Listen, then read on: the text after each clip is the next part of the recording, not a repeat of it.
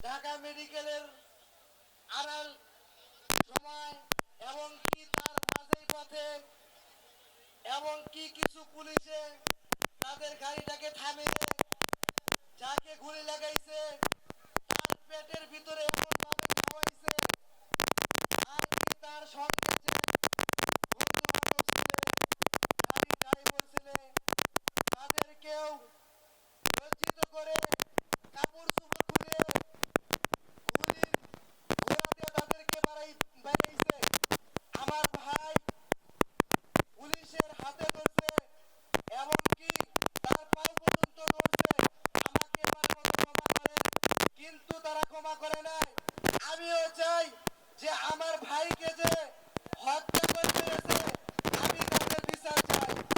আমার ভাইয়ের বিচার আমি এ বাংলার জনগণের দেখতে পারি।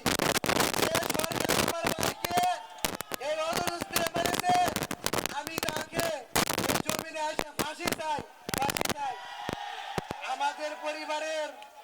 আমাদের পরিবারের যে সমস্যাগুলো আমার ভাই এখানে দাঁড়ানো আছে সে আমাদের বিষয়ে সবকিছুই জানে। আমি বলছি আমার কথা শেষ করছি। আসসালামু আলাইকুম।